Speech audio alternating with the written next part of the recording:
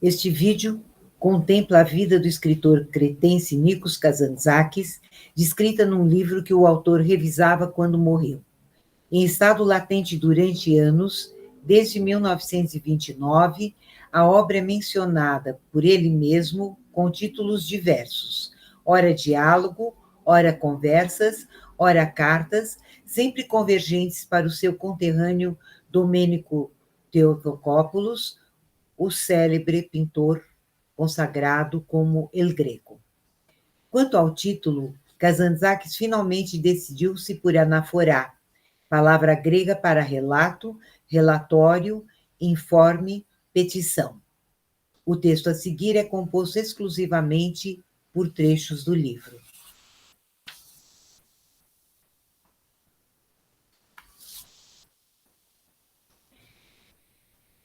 Quando eu me lembro, mesmo após tantos anos, o dia em que o príncipe George da Grécia, ou em outras palavras, a liberdade, pisou no solo de Creta, meus olhos ainda transbordam em lágrimas. Durante séculos, os olhos dos cretenses tinham se petrificado de tanto olhar o mar em expectativa pela chegada do príncipe. Murmuravam: ali está ele. Ele chegou.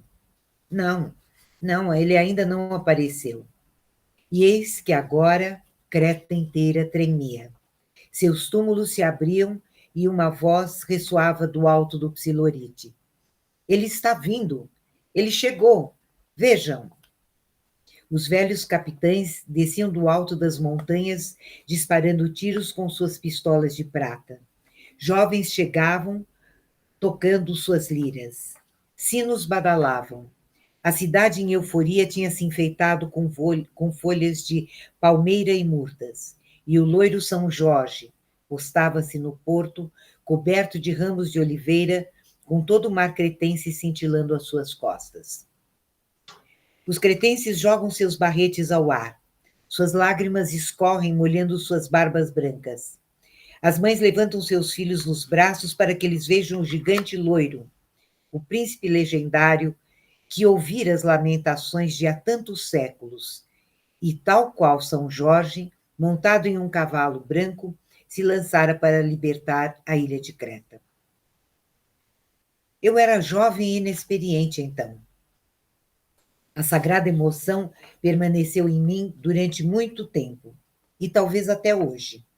Ainda agora, nos meus momentos de maior alegria, relembro o dia em que o noivo de Creta, o príncipe da Grécia, pisou em solo cretense. Meu peito inteiro se adorna de mirta e louros, como Creta inteira naquele dia. Enquanto Megalo Castro ainda gritava de alegria, meu pai tomou-me pela mão e, caminhando, nos dirigimos ao cemitério. Parou diante de um dos túmulos, um montículo de terra com uma cruz de madeira. O nome tinha se apagado com o tempo. Meu pai jogou-se com seu rosto sobre a terra, arranhou o solo com suas unhas, fez um pequeno buraco afunilado, colocou sua boca sobre ele e por 3 vezes gritou: pai, ele veio. Pai, ele veio. Pai, ele veio. Pegando uma pequena garrafa de água do seu bolso, verteu-a a pingo no buraco, esperando que a terra a bebesse. Depois levantou-se, fez o sinal da cruz e me perguntou: você ouviu? Perguntou-me com a voz rouca, cheia de emoção. Fiquei quieto. Não ouvira nada. Você não ouviu? Disse zangado meu pai, inconformado. Quando me lembro daquele dia, agradeço ao Senhor por ter me deixado nascer cretense e a tempo de ter visto com os meus próprios olhos a liberdade pisar sobre as folhas de louro e marchar do porto até a igreja de São Minás. Nunca sentira tão profundamente que nossos idos ancestrais não morrem e que em momentos críticos gritam, levantam-se, possuindo os nossos olhos, nossas mãos e nossas mentes. Naqueles dias, Todos os meus avós que tinham sido assassinados pelos turcos, todas as minhas avós a quem os turcos tinham torturado arrancando-lhes os seios. Gritavam e rugiam de alegria sempre que a rua estava deserta e que ninguém podia os ver. Eu me alegrava porque tinha um pressentimento, sem poder defini-lo claramente ainda, que eu também sobreviveria e que pensaria e enxergaria mesmo depois da minha morte, que ainda haveria corações que se lembrariam de mim. Por aquele portal decorado de folhas e ossos ancestrais, entrei nos meus anos de adolescência. Cessara de ser uma criança. Nos meus anos de adolescência, dois grandes animais despertaram em mim: o leopardo da carne e a águia insaciável, que devora as entranhas do homem e que quanto mais come, mais fome tem: a mente. Pouco a pouco a carne despertava em mim. Meu reino, que era composto de premonições e nuvens, principiou a se solidificar. Ouvia certas palavras na rua que eu não sabia claramente o que significavam, mas algumas entre elas me pareciam tratar de assuntos proibidos e secretos. Um dia uma delas me escapou e a pronunciei em voz alta. Minha mãe tremeu de susto. Quem lhe ensinou essa palavra feia? Gritou. Nunca mais a repita. E indo até a cozinha, pegou um pouco de pimenta em pó e esfregou fortemente em minha boca. Comecei a uivar. Minha boca era um incêndio, mas ali mesmo, de pirraça, jurei secretamente que continuaria a repetir aquelas palavras, só que para mim mesmo, pois sentia um grande prazer ao pronunciá-las. Naqueles tempos longínquos, em Creta, a puberdade despertava muito lentamente e envergonhadamente. Esforçava-se para se esconder por trás de diferentes máscaras. Para mim, a primeira destas máscaras foi a amizade, a paixão por um colega de classe. Trocávamos cartas ardentes diariamente.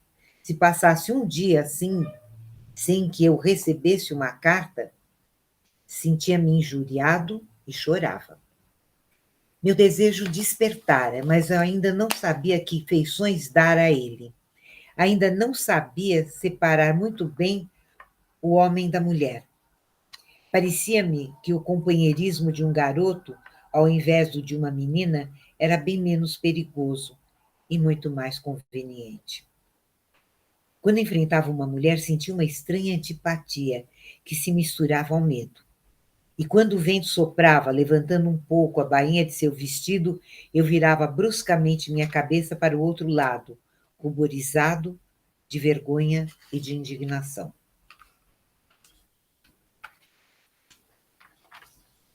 Um verão, durante as férias, esse amigo e eu, junto com mais um colega de classe, fundamos a Sociedade de Amigos.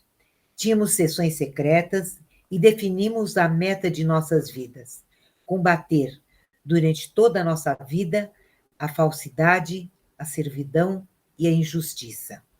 O mundo nos parecia mentiroso, injusto, infame, e nós, os três, estávamos encarregados de salvá-lo. Mas ainda que eu sentisse minha mente se abrir e deslocar as fronteiras da verdade, meu coração se enchia e transbordava de tristeza. A vida me parecia excessivamente restritiva. Me sentia incapaz de nela me encaixar. Eu desejava a morte. Meus olhos se embaçavam por lágrimas que não estavam relacionados a nenhuma tristeza pessoal, mas porque minha alma estava em ebulição por dois terríveis segredos revelados pelo nosso professor de física naquele ano. O primeiro segredo, o verdadeiramente terrível, foi de que a Terra, ao contrário do que acreditávamos, não era o centro do universo. Senti-me cheio de amargura e indignação. Essa foi a primeira ferida. A segunda foi de que o homem não é o querido de Deus, sua criatura privilegiada. Como todas as outras criaturas, ele é apenas um elo de uma corrente infinita de animais. um neto ou bisneto do macaco. Minha amargura e minha indignação eram insuportáveis. Que dias aqueles em que esses dois raios dilaceravam minha mente. Que noites! Continuamente me perguntava: como podem as pessoas cantar? Como acontece que seus corações não estejam desejosos em saber de onde viemos e para onde estamos indo? E o que é Deus? Minha desilusão e indignação durou por meses, quem sabe até hoje.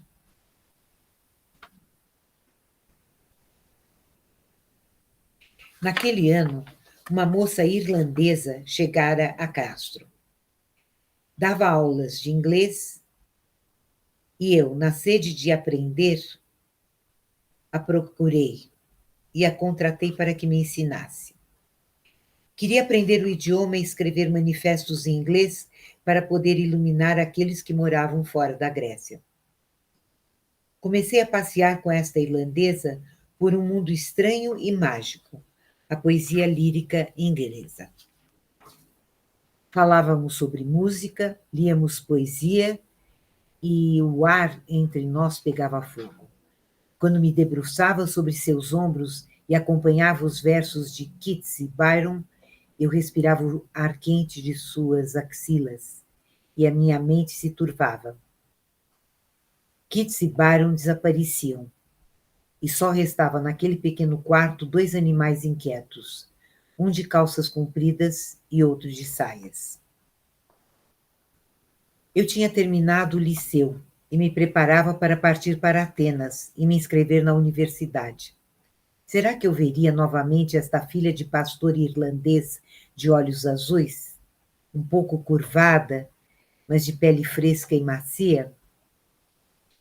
À medida em que se aproximava a nossa separação, crescia a minha inquietude.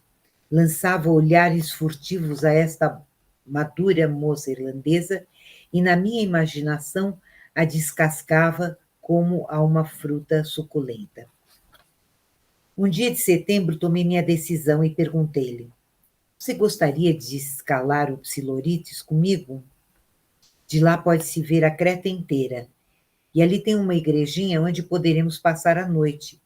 E aí eu me despedirei de você. Ela aceitou. Partimos à noite e a lua sobre as nossas cabeças se escorria em mel. Nunca mais vi lua igual. Estávamos em silêncio, com medo de que nossas palavras pudessem destruir a perfeita e tácita compreensão que nossos corpos tinham conseguido construir enquanto caminhávamos um ao lado do outro. Apesar de não termos dito nenhuma palavra de amor antes desse dia, apesar de nessa excursão nada termos combinado, ambos sabíamos para onde e por que estávamos indo, ansiosos por chegar lá. Pusemos-nos a caminho. Deixando os vinhedos e as oliveiras às nossas costas, alcançamos a rocha pura. Nossos sapatos não tinham pregos. Escorregávamos. A moça irlandesa caiu uma ou duas vezes, levantando-se sem ajuda. Quando finalmente pisamos o cimo, um nevoeiro espesso cobria toda a creta. Tremendo de frio, empurramos a porta da pequena capela e entramos. Ficamos a sós no seu interior, a moça irlandesa e eu. Cristo e a Virgem nos observavam do humilde iconostácio, mas nós não os olhamos. Demônios, opostos ao Cristo e à Virgem, anticristos, antivirgens, nasciam em nós. Estendendo minha mão, peguei a moça irlandesa pela nuca. Ela se inclinou em submissão. Era o que eu estava esperando. E junto rolamos as lajes. Eu estava perdido. De repente, uma negra armadilha se abriu e me engoliu. Quando abri os olhos, vi nitidamente o Cristo que me olhava do alto do iconostácio, com olhar feroz. Fiquei petrificado, mas os braços da mulher me enrolaram no pescoço e novamente mergulhei no caos. Subitamente tinha sido possuído por um antigo medo. Deus lançaria um trovão para nos reduzir, a mim e a moça irlandesa, Adão e Eva, as cinzas. O sol aparecera, o nevoeiro se fora, e a ilha de Creta inteira, de uma ponta a outra, brilhava branca, verde e rosa, totalmente nua, circundada pelos seus 4 mares. O retorno a Castro foi triste. Chegamos. A moça irlandesa, cansada, se aproximou de mim para poder se apoiar no meu braço, mas eu não podia mais suportar seu cheiro e seus olhos turvos. Afastando-me bruscamente, recusei sua aproximação, e ela não disse uma única palavra. Queria voltar, abraçá-la e dizer uma palavra de ternura, mas em vez disso apressei meu passo e não disse uma só palavra até que chegássemos à sua casa. Uma tristeza insuportável e inúmeras palavras de alegria cresciam em mim, alcançando minha garganta, mas espremi fortemente meus lábios e não falei. Dei-lhe a mão e nos separamos. A juventude é como um animal cego e incoerente que tem fome, mas que não come porque tem vergonha de comer. Que apenas teria que acenar para que a felicidade se aproximasse de bom grado, mas não o faz. Como se o tempo fosse água, abre a torneira e deixa o tempo correr inutilmente e se perder. Sim, assim é a juventude. Meu coração chora quando recordo aqueles anos que passei como estudante na Universidade de Atenas. Embora olhasse, nada via. Da juventude à velhice, cada palavra ou ato que me desviava do meu destino era por mim considerado pecado. Mas qual era esse destino? Para onde me levava? Já que o meu intelecto ainda não podia desvendar o mistério, permiti que o meu coração decidisse. Faça isto. Não. Faça aquilo. Avance. Seu dever é um só: alcançar o limite. Mas que limite? Não faça perguntas. Avance. Nada do que eu ouvia naquela famosa cidade de Atenas era capaz de satisfazer minha alma. Os cursos da escola de direito falharam em responder às minhas necessidades de espírito em seu grau mínimo. Nem ao menos satisfizeram a minha curiosidade intelectual. Não tinha prazer algum nas festas que os meus amigos promoviam com as estudantes ou simples costureiras. Os resíduos da maçã que a moça irlandesa me dera ainda estavam nos meus dentes. Sentia necessidade de um outro bem, algo além da mulher, dos estudos e beleza. Mas o quê? Vagava para poder me tornar familiar com a Ática. Eu assim pensava, mas na verdade vagava para poder me tornar familiar com a minha alma. Eu queria encontrá-la e saber dela nas árvores, nas montanhas e na solidão. Mas em vão. Somente uma vez, um dia ao meio-dia, acreditei tê-la encontrado. Tinha viajado sozinho para o Sunho, quando vi as colunas brancas do templo de Poseidon, e entre elas o cintilante azul escuro do mar, parei boquiaberto. Isso é a verdadeira beleza, pensei comigo mesmo. Eis a vitória sem asas, o ápice da alegria. O homem não pode alcançar mais alto. Esta é a Grécia.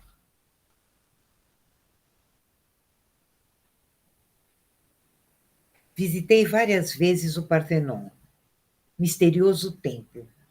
Nunca pude vê-lo 2 vezes da mesma forma. Me parecia que ele mudava constantemente. Tomava vida, flutuava, ainda que se mantivesse imóvel, brincando com as luzes e os olhos do homem. Quando o vi pela primeira vez, o Partenon me pareceu uma proeza da inteligência, dos números e da geometria. Um feito do homem que tinha todas as virtudes, exceto uma, a mais preciosa. Faltava-lhe tocar o coração do homem. Não lembro o dia exato em que parei ante o Partenon e meu coração pulou de alegria. Vi agora à minha frente a colaboração entre a mente e o coração, um fruto supremo do esforço humano. Acredito que esta foi a maior alegria que vivenciei nos meus 4 anos como estudante em Atenas. Retornei a Creta para o último verão dos meus anos de estudante. Encontrei minha mãe sentada no seu lugar de costume, ao lado da janela, que dava para o pátio. Tricotava meias. Minha irmã começara a molhar os potes de manjericão. Nada na casa mudara. Um dia fui à casa da moça irlandesa. Ela tinha partido. Senti uma amargura e um remorso estranho pelo que eu tinha feito e pelo que eu não tinha feito. Era como se eu tivesse cometido um crime e voltava a rodear a vítima. Não podia dormir. Passei outra vez pela casa da moça irlandesa. Tinha caminhado por horas e, sem querer, sem o perceber, lá estava eu, perto de sua casa. Era como se um grito permanecesse naquela casa, um grito imperioso e acusador que me chamava e ao qual eu não podia resistir. Voltei para minha casa e por 3 noites tive febre e calafrio. No 4º dia pulei da cama, peguei a caneta e comecei a escrever. Talvez desta forma minha angústia interior abriria uma porta para sair. Eu cometera um grave pecado. Se o confessasse, talvez encontrasse o alívio. Mas as primeiras palavras que escrevi no papel me espantaram. Comecei a cristalizar um conto em volta da moça irlandesa. Um conto cheio de paixão e imaginação.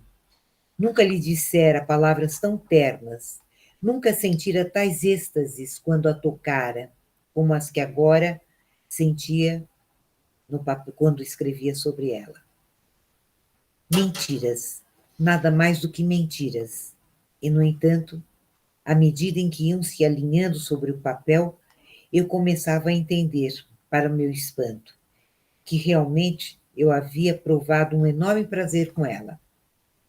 Por que não me apercebera desse prazer enquanto eu o experimentava? Porque agora que o escrevia, tomava consciência dele? Terminei em poucos dias. Reunindo o manuscrito, escrevi no seu topo em caracteres bizantinos vermelhos, a cobra e o lírio. E levantando-se, fui até a janela para profundamente inspirar. A moça irlandesa não me atormentava agora. Abandonara-me para deitar-se sobre o papel e nunca mais poderia se separar dele. Eu estava a salvo. Para mudar a direção dos meus pensamentos, parti para uma outra peregrinação para saudar a Santa Creta, onde naqueles anos tinha sido escavado o antigo solo de Knossos. No caminho para Knossos, uma sombra se fez ao lado da minha. Voltando-me, vi um padre católico. Ele sorriu e, estendendo-me a mão, se apresentou. Abade Mounier. Só falo grego antigo. Rimos e, recitando os versos clássicos imortais, continuamos a caminhar. O guarda do local correu para nos receber. Era um cretense simples e jovial, que pelos muitos anos de zelador e guia em Knossos, muito aprendera. Falava do palácio como se fosse sua casa. Nesse palácio não se vê o equilíbrio e a geometria arquitetônica da Grécia. Aqui reinam a imaginação, a graça e o livre brincar do poder criativo do homem. Descendo pela escada de pedras, olhamos em silêncio as pinturas da parede. Touros, lírios, peixes no mar azul. Paramos no teatro. O guia falou. Aqui é onde aconteciam as touradas, disse com orgulho. As touradas cretenses não eram como as touradas bárbaras da Espanha. Homem e touro brincavam juntos. O toureiro agarrava o touro pelo chifre, o animal se zangava e levantava alto sua cabeça, o que permitia ao touro ganhar impulso e pular em uma ágil cambalhota sobre as costas do touro. Depois, uma segunda cambalhota e caía em pé por trás do rabo do touro, onde esperava uma jovem para tomá-lo nos braços. Paramos em frente a uma coluna de pedra sobre a qual estava gravado o símbolo sagrado, o machado de lâmina dupla. O abade disse: temos cruz como símbolo sagrado, mas nossos mais antigos ancestrais tinham um machado de lâmina dupla. Seja pela cruz, seja pelo machado de lâmina dupla, estes são símbolos efêmeros que representam o mesmo Deus. Meu espírito transbordava de questões, mas eu nada falei. O abade me pergunta: em que você está pensando? Em Creta, respondi. E ele disse: eu também pensava em Creta. Creta é minha alma, e se me for dado renascer, gostaria de rever a luz aqui, neste solo. Há um encantamento invencível neste lugar. Venha, vamos embora.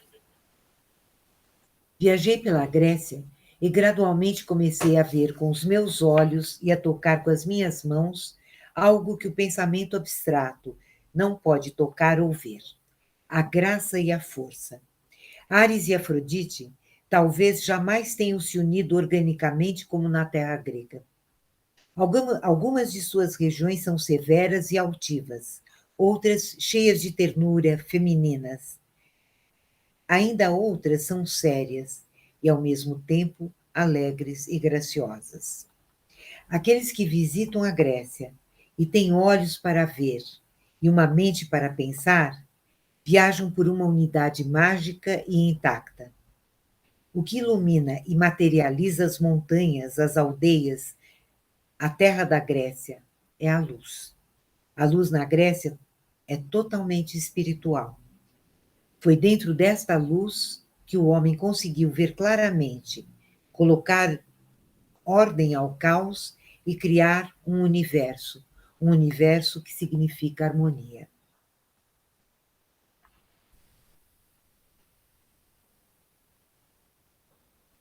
Decidi viajar pela Itália, gastando assim o resto do que fora o presente de meu pai, 1 ano de viagem. Então, uma manhã parti novamente da casa da minha mãe. Esta, em lágrimas, perguntou: por quanto tempo você continuará indo? Por quanto tempo? Beijei-lhe a mão e o mar me carregou. Ser jovem e saudável, ter 25 anos, não amar a ninguém em particular, mulher ou homem, que pudesse impedir amar todas as coisas desinteressadamente e impetuosamente, viajar a pé, sozinho, de uma ponta da Itália à outra, com uma mochila nas costas, pode-se desejar maior felicidade? Eu era um provinciano ingênuo, o rosto ainda coberto de penugem, e passeava pela primeira vez, sozinho e livre, por um país estrangeiro. E tão grande era a minha alegria que, por vezes, eu me lembro, o medo tomava conta de mim, pois, como bem eu sabia, os deuses são criaturas invejosas e a ubris é resultado de se ser feliz. Por volta do início da primavera, cheguei a Assis, a cidade mais sagrada da Itália. Jardins, tetos, pátios, o próprio ar, todos estavam plenos da presença invisível do pequeno e doce pobre de Deus. Era domingo. Os sinos maciços da igreja repicavam e os sinos do convento de Santa Clara, do outro lado, lhe respondiam. Ambos, Santa Clara e São Francisco, unidos no ar para sempre, inseparáveis, com vozes imortais dadas a eles pela santidade e pela morte. Eu tinha uma carta de apresentação para a Condessa Henriqueta, que deveria me permitir ficar em seu palácio. Ela me tinha sido descrita como aristocrata de certa idade que vivia completamente só com uma servente fiel de nome Ermelinda e que ficaria encantada em me ter como companhia. Fora a mulher mais bela de Assis. Tinha enviuvado na idade de 26 anos e desde então não conhecera outro homem. Possuía grandes terras com oliveiras e cada manhã montava sua égua para inspecionar suas terras. Mas agora tinha envelhecido. Sempre resfriada, simplesmente permanecia sentada à frente de sua lareira, taciturna e triste. Era um dia ameno de primavera e a velha condessa estava sentada em frente ao fogo que queimava na imensa mansão. Colocando minha carta sobre seus joelhos, voltou-se para me olhar. Bem, disse a condessa sorrindo para mim, a Grécia inteira penetrou repentinamente na minha casa. Bem-vindo. Ermelinda, filha adotada, entrou trazendo uma bandeja com leite, manteiga, torradas e frutas. Estou muito feliz, disse a condessa. Agora não estou só. Nem eu, respondi. Sentado aqui, entendo o significado da nobreza, da beleza e da bondade. Preparou-me um quarto imenso, uma cama enorme com dossel de veludo. 2 amplas janelas davam para a rua. Eu podia ver o pátio do convento de Santa Clara, do outro lado, com as freiras indo e vindo em silêncio, com abas brancas de cada lado de sua cabeça. Permaneci em Assis por 3 meses. São Francisco e a condessa Henriqueta me mantinham ali, não permitindo que eu partisse. E para onde eu iria? Se o objetivo da vida era a felicidade, por que ir embora? Durante o dia inteiro eu passeava pela alegre Úmbria, seguindo as trilhas dos santos, por oliveiras e vinhedos. À noite, voltava para casa cansado e contente. O fogo estaria queimando, a condessa esperando de braços cruzados na pequena poltrona, vestida e penteada, e seu rosto levemente empoado. Triste e taciturna, sentava-se de olhos cerrados, mas no momento em que ouvia meus passos, seus olhos se abriam. Indicava uma poltrona ao seu lado e, tocando meu joelho com a sua mão direita, dizia: Fale, fale, não pare. Esta é a única alegria que eu tenho. Eu contava-lhe sobre Creta, sobre meus pais, sobre as mulheres da nossa vizinhança. Falava-lhe sobre as guerras cretenses da independência e do príncipe Jorge quando pisou em solo cretense. Em outras ocasiões, contava-lhe sobre a moça irlandesa, sobre nossa escalada do Psilorites e o que íamos fazendo enquanto ficávamos a sós na pequena capela e na nossa subsequente separação. Mas por que vocês se separaram? Perguntou espantada. A pobre não o fez feliz? Sim, muito feliz. E então? Mas foi precisamente por causa disso, condessa. Mais felicidade do que a necessária para um jovem rapaz. Eu estava em perigo. Mas em perigo de quê? Ou eu me habituaria a esta felicidade, no que ela perderia sua intensidade, ou eu não me habituaria e me perderia totalmente. Vi uma vez uma abelha se afogar no próprio mel. Aprendi a lição. No dia em que finalmente tive que ir embora, a condessa lançou seus braços ao redor do meu pescoço e me fez jurar que voltaria novamente a Assis para vê-la. Volte rápido! E as lágrimas subiram aos seus olhos. Rápido, porque até lá eu posso partir. Mantive minha palavra. Poucos anos depois recebi uma mensagem do seu confessor. Venha, a condessa está partindo. Eu estava na Espanha. Enviei um telegrama e prontamente me pus a caminho. Segurando uma braçada de rosas brancas, bati à porta do seu palácio. Ermelinda abriu a porta. A condessa o espera. Está na cama. Agora já não pode caminhar. Encontrei-a sentada na cama. Seu cabelo tinha sido penteado, suas joias vestidas, um pouco de ruge pincelado sobre suas pálidas faces. Abriu seus braços e eu caí neles. Depois sentei-me ao seu lado e a olhei. Como era ainda bela aos 80 anos. Que doçura e quanta angústia nos seus olhos.